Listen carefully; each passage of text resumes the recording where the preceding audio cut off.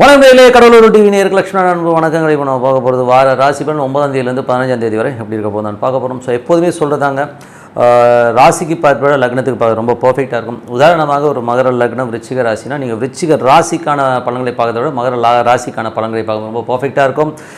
முதல்ல வரது பொது பலன்கள், அதுக்கப்புறம் பார்த்தீங்கன்னா தசாபுத்தி பலன் வரும். ஸோ அதை வந்து உங்களுடைய தசாபுத்தி அந்தரங்கள் என்னவோ அதை வந்து நீங்கள் கொஞ்சம் மிங்கிள் பண்ணி பார்க்கும்போது ரொம்ப பர்ஃபெக்டாக இருக்குங்க.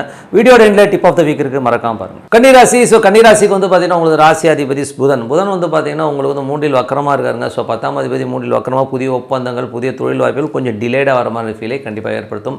2 மற்றும் உங்களுக்கு வந்து 9ஆம் அதிபதியான சுக்கிரன் வந்து பார்த்திங்கன்னா உங்களுக்கு வந்து 5ல் இருக்கும்போது நிறைய பிரயாணங்கள் குடும்பத்திற்காக கொஞ்சம் அலைச்சல் பண்ணுற மாதிரியான விஷயங்கள், வெளிநாடு செல்வதற்கான வாய்ப்புலாம் இருக்கும். புனித யாத்திரைகள் செல்வதற்கான வாய்ப்புலாம் ரொம்ப சிறப்பாக இருக்குங்க. ஸோ நல்ல விஷயந்தான்.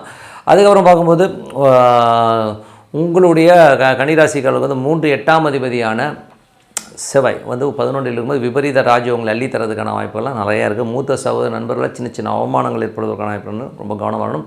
பண வருமானம் கண்டிப்பாக பணம் வர்றதுக்கான வாய்ப்பு ரொம்ப சிறப்பாக இருக்குங்க.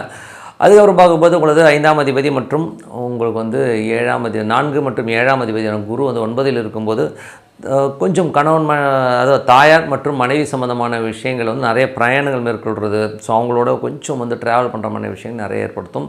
மற்றபடி சிறப்பாகத்தான் இருக்கும். ஸோ நல்ல சிறப்பான ஒரு விஷயங்களே கண்டிப்பாக கொடுத்துருங்க. அதுவும் வந்து சந்திரனுடைய சாரத்தில் போகும்போது பெருத்த லாபங்களை அள்ளி தரதுக்கான வாய்ப்புகளும் நல்லா இருக்குங்க. ஸோ அதெல்லாம் ரொம்ப சிறப்புங்க.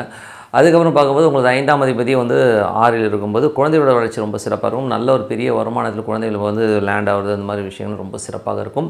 அதுக்கப்புறம் உங்களுக்கு 6ஆம் அதிபதி. ஸோ உங்களுக்கு வந்து 6ஆம் அதிபதி வந்து 5ஆம் அதிபதி 6ல் இருக்கும். வேலை பளுக்கள் அதிகமாக பெருத்த வருமானங்கள் அள்ளி தரதுக்கான வேலை வாய்ப்பில் வந்து பெரிய வருமானங்கள் வரதுக்கான வாய்ப்புலாம் ரொம்ப நல்லாயிருக்கு.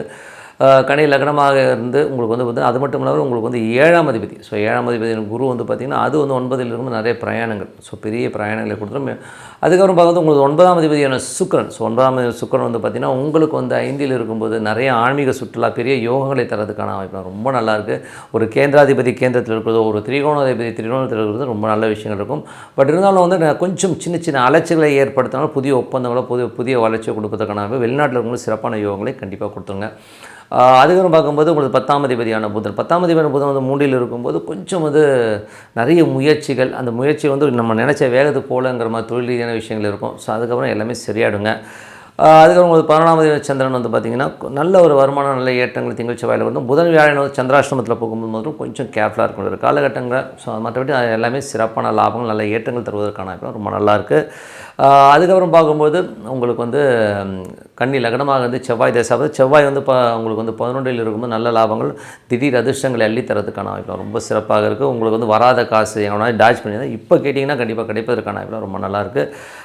அதுக்கப்புறம் போது கன்னி லக்னமாக இருந்து ராகு வந்து பார்த்திங்கன்னா உங்களுக்கு வந்து 7ல் இருந்து அது சனியுடைய சாரத்தில் போகும்போது வேலை சம்மந்தமான விஷயம் நல்ல ஏற்றங்கள், வெளிநாடு சார்ந்த விஷயங்களில் நல்ல முன்னேற்றங்கள் வருவதற்கான வாய்ப்புலாம் ரொம்ப நல்லாயிருக்கு. ஸோ அதெல்லாம் ரொம்ப சிறப்பான விஷயங்கள். கணவன் மனைவிக்கு நடுவில் மட்டும் சின்னதாக ஒரு கருத்து பேதங்கள் உள்ளுக்குள்ளே இருந்துகிட்ருக்கும்.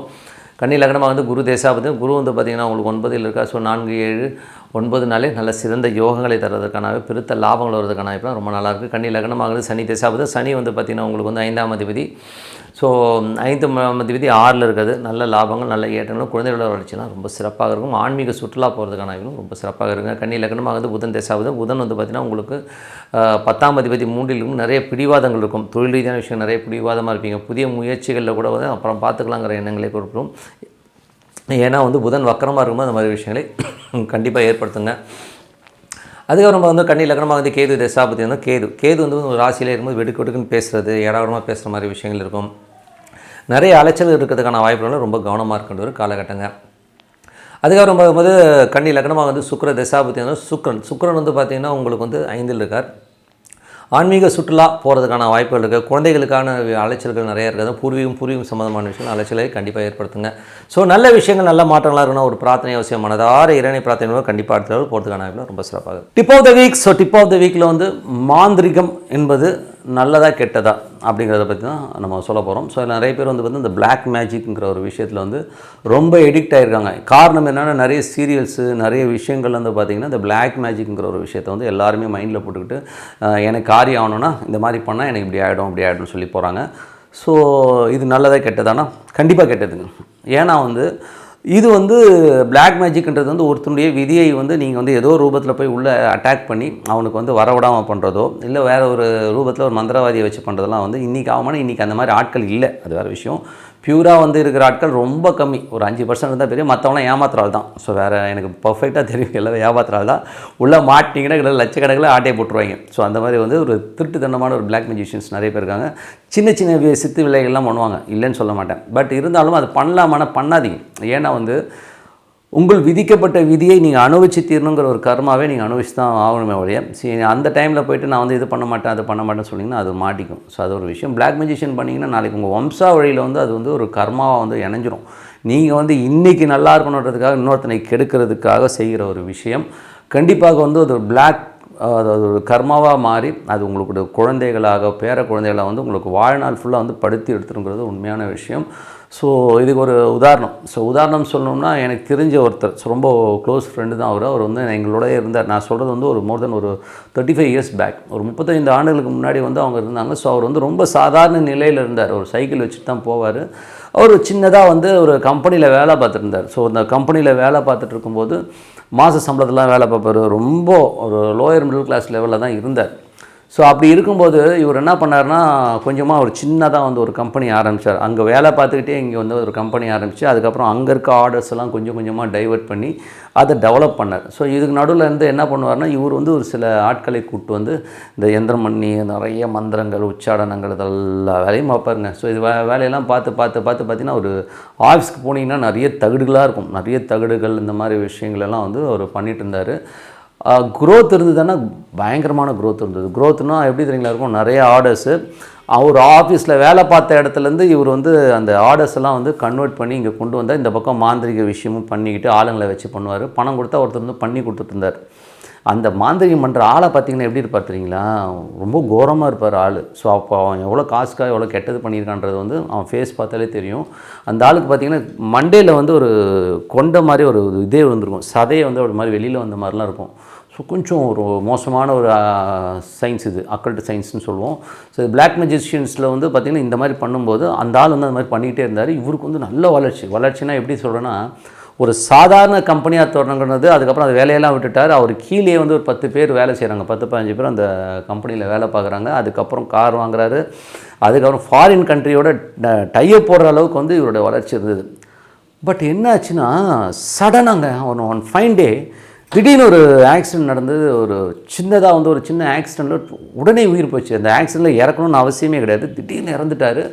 டோட்டல் எல்லாமே ஷட் டவுன் ஆயிடுச்சு, டோட்டலாக ஷட் டவுன் ஆச்சு. அது மட்டும் இல்லாமல் அவருக்கு பெரிய கர்மா என்ன வந்ததுன்னா, இவருடைய வளர்ச்சி வந்து என்றைக்கு வந்து அந்த கம்பெனிலேருந்து ஆர்டர்ஸ்லாம் கன்வெர்ட் பண்ணி இது பண்ணாரோ அப்போ வந்து முதல் குழந்தை அவருக்கு ஏற்கனவே இருந்தது. ரெண்டாவது குழந்தைய வந்து அது பிறக்கும்போது அது மூளை வளர்ச்சி கூண்டிய ஒரு குழந்தையாக பிறந்துச்சு. அதனால் அதுக்காக எவ்வளோ செலவு பண்ணார். அவருக்கு வேதனைன்னா அந்த குழந்தையால் ரொம்ப வேதனை இருந்தது. ஸோ அவ்வளோ கஷ்டப்பட்டாங்க. ஸோ ஏன் சொல்கிறேன்னா, அந்த பிளாக் மேஜிஷியனுங்கிறது வந்து உங்கள் வம்சாவழியை பாதிக்கும் அப்படிங்கிறதுக்கான உதாரணம் இது. ஸோ அவ்வளோ கஷ்டங்களை வந்து அந்த பிளாக் மேஜிஷியன் கொடுத்துரும். ஸோ அதனால் தயவுசெய்து யாராச்சும் வந்து இன்றைக்கி நான் நல்லா இருக்கணும், இன்றைக்கி பணம் வரணும், எனக்கு வந்து இவன் அழியணும், இவன் கெட்டு போகணும், இந்த மாதிரிலாம் வந்து தவறான ஒரு நெகட்டிவிட்டியாக ஒரு சில விஷயம் செய்ய போனீங்கன்னா உங்களது மகன்கள் பேர குழந்தைகள் கண்டிப்பாக பாதிக்கப்படும். அதனால் வந்து தயவுசெய்து அந்த விஷயங்களே போகாதீங்க. அது விஷயத்துக்கு பக்கமே போகாமல் இருக்கிறது ரொம்ப நல்லது. ஏன்னா நான் கண்ணுக்கறி பார்த்தேன், அவங்க எவ்வளோ பெயின் தெரியுங்களா. அவங்க காசு இல்லாத போதே அவ்வளோ சந்தோஷமாக இருந்தாங்க. நான் எனக்கு நல்லா தெரியும், காசு இல்லாத போதே அந்த அழகாக சைக்கிளில் போவாங்க. அதுக்கப்புறம் ஒரு ஸ்கூட்டரில் வச்சுருந்தார். ஸ்கூட்டரில் அவ்வளோ சந்தோஷமாக போயிட்டு இருந்த ஃபேமிலி. அதுக்கப்புறம் அந்த குழந்தை பிறந்ததுக்கப்புறம் அவங்க டோட்டலாக அவங்க சந்தோஷம் எல்லாமே போயிடுச்சு. பணம் இருந்தது, பட் சந்தோஷம் டோட்டலாக போயிடுச்சு. அவங்க ரொம்ப ஒரு என்ன சொல்கிறது, ரொம்ப ஒரு கஷ்டத்தோடய தான் இருந்தாங்க. ஸோ அதுக்கப்புறம் ஒன் ஃபைன் டே வந்து அவரும் திடீர்னு ஒரு ஆக்சிடெண்ட்டில் இறந்ததுக்கப்புறம் அந்த ஃபேமிலி வந்து டோட்டலாக வந்து டெமாலிஷ் ஆனதை பார்க்க முடியுது. அதுக்கப்புறம் டோட்டலாக அந்த கம்பெனி எல்லாமே மூடுற மாதிரி சூழ்நிலை ஏற்படுத்திச்சு. அதனால் வந்து தயவுசெய்து இந்த பிளாக் மேஜிஷியனுங்கிற ஒரு விஷயத்துக்கு போகவே போகாதீங்க. மாந்திரிகமோ மந்திரமோ இதுக்கு என்னங்க பண்ணலாம், ஒருத்தன் என்னை ஏமாற்றிட்டான், நான் அவனுக்கு நான் திருப்பி செய்ய வேணாம்னா நீங்கள் அந்த மாதிரி போகாதீங்க. உங்களை ஏமாற்றிட்டாங்கன்னா இறைவனிடம் வழிபாடு பண்ணுங்கள். ஸோ வழிபாடுன்றது வந்து உங்களுக்கு எந்த வித சைடு எஃபெக்ட்டும் கொடுக்காது. இறைவனிடம் வழிபாடு பண்ணுங்கள். ஒரு காலகட்டத்திற்கு அப்புறம் அவங்களுக்கு வந்து எல்லாமே வந்து ஆட்டோமேட்டிக்காக உங்களுக்கு வர நல்லது வரும். நமக்கு வந்து நல்ல சந்ததிக்கு வேணும், நம்ம நல்லா இருக்கணும்னு நினைக்கணுமே ஒழிய இந்த மாதிரி வந்து ஒரு தவறான விஷயத்துக்கு கண்டிப்பாக போயிடாதீங்கன்னு சொல்லிட்டு உங்களிடம் விடைபெறுவது உங்கள் லக்ஷ்மி நாராயணன். நன்றி, வணக்கம். கடவுள் அருள் டிவியை பார்த்தமைக்க நன்றிகள். மேலும் இது போன்ற தகவல்களை தெரிந்து கொள்ள கடவுள் அருள் டிவியை சப்ஸ்கிரைப் செய்யுங்கள். மறக்காமல் பெல் ஐக்கானை கிளிக் செய்யுங்கள்.